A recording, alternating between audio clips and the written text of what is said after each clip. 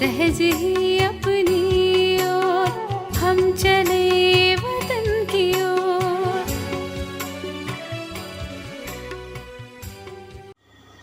ஓம் சாந்தி. 6/2/1976 அவ்யக்த பாப்தாதா மதுபன். வாணியின் தலைப்பு: பாப்தாதாவின் சகயோகி, வலது கரம் மற்றும் இடது கரம். பாப்தாதா இன்று விசேஷமாக அனைத்து குழந்தைகளையும் தன்னுடைய சகயோகி ரூபத்தில் பார்த்து கொண்டிருக்கிறார். தந்தையின் சகயோகி சொரூபத்தின் தன்னுடைய நினைவு சின்னத்தை தெரிந்திருக்கிறீர்களா மற்றும் பார்த்திருக்கிறீர்களா? அது எது?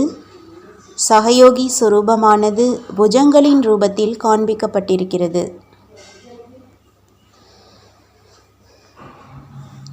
எப்படி விசேஷமாக காரியம் செய்வது உடலின் புஜங்களாகுமோ, அதேபோல் பாப்தாதாவின் காரியத்தில் காரியம் செய்யும் பொறுப்பாளர் ரூபத்தில் நீங்கள் அனைத்து குழந்தைகளும் இருக்கிறீர்கள். எப்பொழுதும் தந்தையின் சகயோகி, அதாவது தன்னை தந்தையின் புஜங்கள் என்று புரிந்து காரியம் செய்கிறீர்களா? புஜங்களிலும் வலது மற்றும் இடது இருக்கிறது. அதேபோல் காரியத்திலும் எப்பொழுதும் யதார்த்த ரூபத்தில் துணையாக இருக்கும் துணைவர்களை மற்றும் உதவியாளர்களையும் இவர்கள் என்னுடைய வலது கரங்கள் என்று கூறப்படுகிறது. அப்படி ஒன்று வலது கரம், மற்றொன்று இடது கரம். ஆனால் இருவருமே சகயோகிகள்தான். எனவே சாக்கார பிரம்மா பாபாவின் அநேக புஜங்கள் பிரசித்தியானது. வலது கரம் என்று யாரை கூறுவது? அனைவருமே கரங்களாக இருக்கிறீர்கள். கரங்கள் இன்றி எந்த காரியமும் நிறைவேற முடியாது.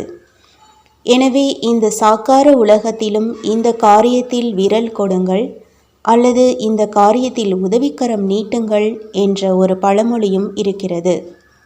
அப்படி கை என்றால் புஜம் மற்றும் விரல்.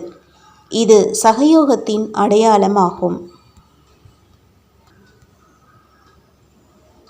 நீங்கள் அனைவருமே சகயோகிகள்தான், ஆனால் வரிசை கிரமமாக இருக்கிறீர்கள். வலது கரத்தின் விசேஷமானது எப்பொழுதும் தூய்மையான, அதாவது சுத்தமானவராக மற்றும் உயர்ந்தவராக இருப்பார். எப்படி ஏதாவது உயர்ந்த மற்றும் சுத்த காரியம் உடலின் வலது கரம் மூலமாகத்தான் செய்யப்படுகிறது. அதேபோல் பாப்தாதாவின் சகயோகி வலது கரமாக இருப்பவர்கள் எப்பொழுதும் வார்த்தையில், செயலில் மற்றும் தொடர்பில் உயர்ந்த மற்றும் சுத்தமான, அதாவது தூய்மையாக இருக்கிறார்கள். அதாவது எப்பொழுதும் உயர்ந்த காரியத்திற்காக தன்னை பொறுப்பாளர் என்று புரிந்து நடந்து கொள்கிறார்கள். எப்படி புஜங்கள் மூலமாக காரியம் செய்விக்கும் சக்தி ஆத்மாவாகும், புஜங்கள் செய்பவர்கள் மற்றும் ஆத்மா செய்விப்பது. அதே போலவே வலது கரமாக இருக்கும் சகயோகி எப்பொழுதும் செய்விப்பவர் தன்னுடைய தந்தையை நினைவில் வைத்து பொறுப்பில் இருக்கும் செய்பவராக ஆகின்றார். தன்னை செய்விப்பவர் என்று நினைப்பதில்லை. எனவே அவருடைய ஒவ்வொரு காரியத்திலும் விலகிய நிலை, அகங்காரமற்ற நிலை மற்றும் புது உலக படைப்பின் உயர்ந்த தன்மையாகிய பணிவுத்தன்மை போன்றவை நிரம்பியதாக இருக்கும். ஒவ்வொரு வினாடி, ஒவ்வொரு எண்ணம் சம்பூர்ண பவித்திரமானதாக, அதாவது சுத்தமானதாக இருக்கும். அதைத்தான் உண்மை மற்றும் தெளிவானது என்று கூறுகிறார்கள். வலது கரமானவர்கள் விசேஷமாக சக்திசாலியாக இருப்பார்கள். பார்க்க போனால் ஏதாவது சுமையான ஒன்றை தூக்குவதற்கு வலது கரம் மூலமாகத்தான் தூக்குவார்கள். அதேபோல் வலது கரமாக இருக்கும் சகயோகி ஆத்மா எப்பொழுதும் உலக நன்மை, உலக மாற்றத்தின் காரியத்தின் பொறுப்பின் சுமை, அதாவது பொறுப்பை மிக சுலபமான முறையில் தூக்க முடியும். அதாவது அவர்கள் தன்னை பொறுப்புள்ளவர் என்று அனுபவம் செய்வார்கள். எப்பொழுதும் மாஸ்டர் சர்வசக்திவானின் நிலையை அனுபவம் செய்வார்கள். வலது கரத்தின் விசேஷமாக அவர்கள் செய்யும் காரியத்தின் வேகம் மிக அதிகமாக இருக்கும். அதே போலவே வலது கரமாக இருக்கும் சகயோகி ஆத்மாவும் ஒவ்வொரு பாடத்தின் தாரணையை மற்றும் நடைமுறை சுரூபத்தை கொண்டு வருவதில் தீவிரமாக முயற்சி செய்பவராக இருப்பார். எப்பொழுதும் எவரடியாக இருப்பார். இதுதான் வலது கரத்தின் விசேஷமாகும். இடது கரம் சகயோகியாக எப்பொழுதும் இருக்கிறார்கள்.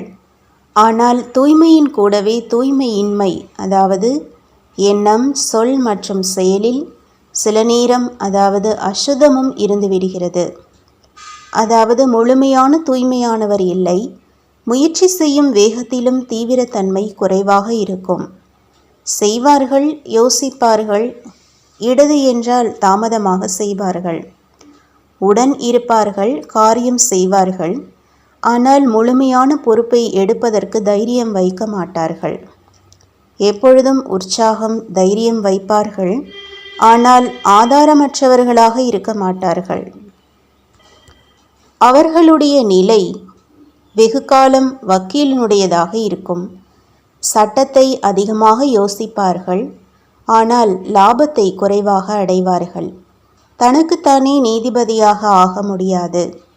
ஒவ்வொரு சின்ன விஷயத்திலும் முடிவான தீர்ப்பிற்காக நீதிபதியின் அவசியத்தை அனுபவம் செய்வார்கள்.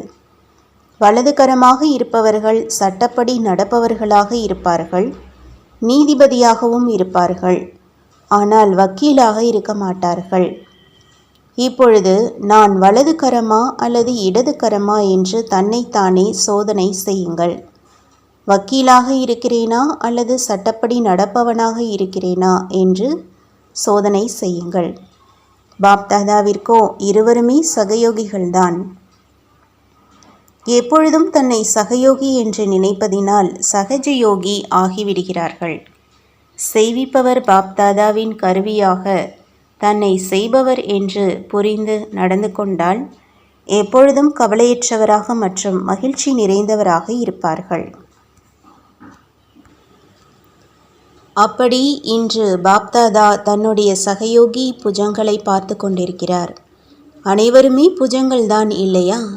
அனைவரின் இதயத்தில் நாங்கள் அனைவரும் புது உலக படைப்பை செய்யக்கூடிய, உலகை மாற்றம் செய்பவர்கள் என்ற இந்த நல்ல எண்ணம் எப்பொழுதுமே இருக்கிறதா? உலக மாற்றத்திற்கு முன்பு தன்னை முழுமையாக மாற்றம் செய்திருக்கிறீர்களா? எவ்வளவு தன்னை மாற்றம் செய்வதில் குறை இருக்குமோ அந்த அளவு உலக மாற்றத்தின் வேகமும் குறைவாக இருக்கும். தன்னுடைய மாற்றத்தின் மூலமாகத்தான் நேரத்தின் மாற்றம் செய்ய முடியும்.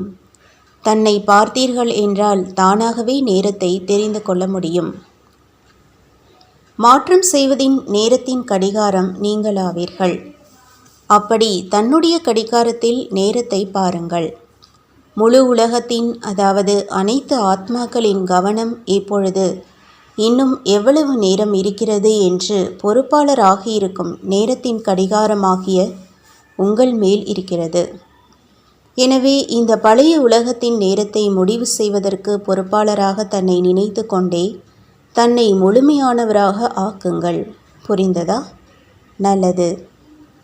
அந்த மாதிரி உலக மாற்றம் செய்பவர், இரவை பகலில் மாற்றம் செய்பவர், பழையதை புதியதாக ஆக்கக்கூடியவர், பாப்தாதாவின் உயர்ந்த சகயோகி, அதாவது எப்பொழுதும் சகஜ யோகி. அப்படிப்பட்ட எப்பொழுதும் உலகிற்கு சேவை செய்பவர், உலகிற்கு நன்மை செய்யும் உயர்ந்த ஆத்மாக்களுக்கு பாப்தாதாவின் அன்பு நினைவுகள் மற்றும் நமஸ்காரம்.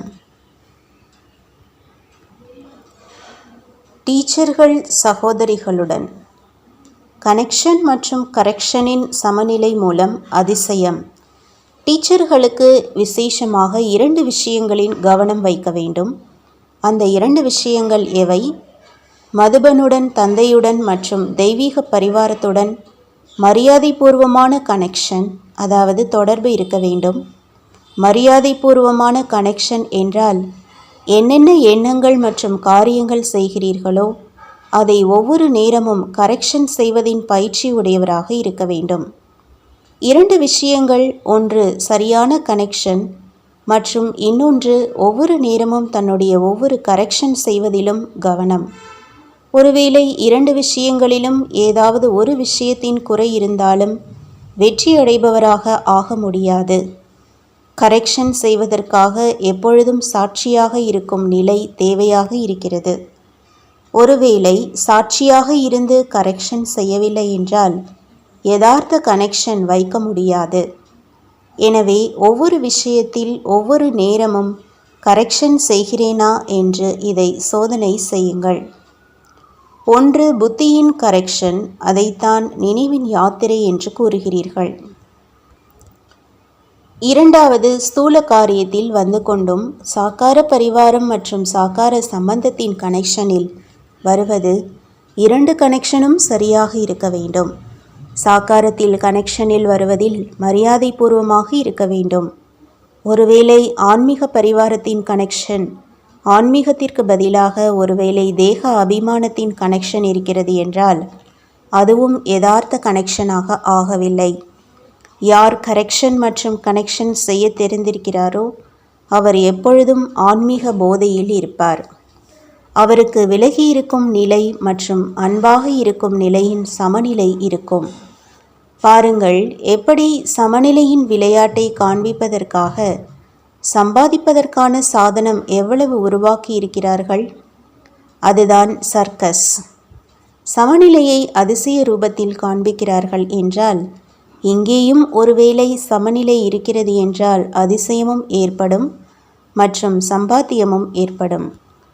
ஒருவேளை கொஞ்சமாவது குறைவாக அல்லது அதிகமாக ஆகிவிட்டது என்றால் அதிசயமும் ஏற்படுவதில்லை, வருமானமும் ஏற்படுவதில்லை.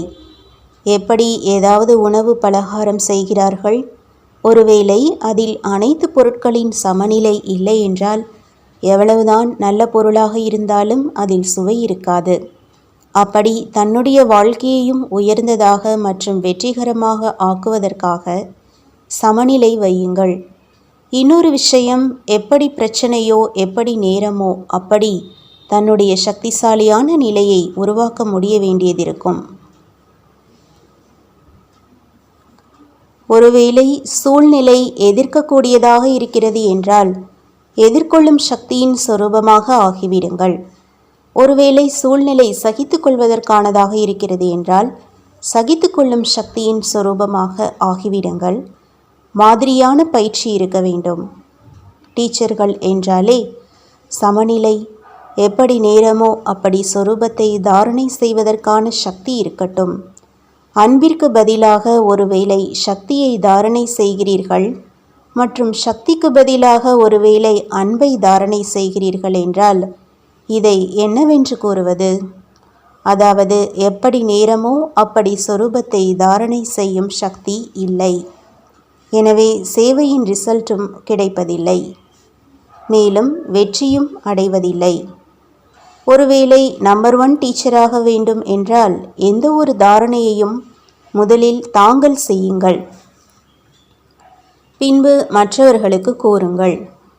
தானே செய்வதில்லை, ஆனால் மற்றவர்களுக்கு மட்டும் கூறுகிறீர்கள் என்று அப்படி இருக்கக்கூடாது. மற்றவர்களுக்கு என்ன டைரக்ஷன் கொடுக்கிறீர்களோ அதை முதலில் தன்னுள் இருக்கிறதா என்று சோதனை செய்யுங்கள். சகித்து கொள்பவராக ஆகுங்கள் என்று மற்றவர்களுக்கு கூறுகிறீர்கள். மேலும் நீங்களே அப்படி இல்லை என்றால் அவர் டீச்சர் அல்ல. டீச்சர் என்றாலே ஆசிரியர், அதாவது படிப்பை கொடுப்பவர். ஒருவேளை தானே அந்த படிப்பின் சொரூபமாக இல்லை என்றால் அவரை யதார்த்த டீச்சர் என்று கூற முடியாது.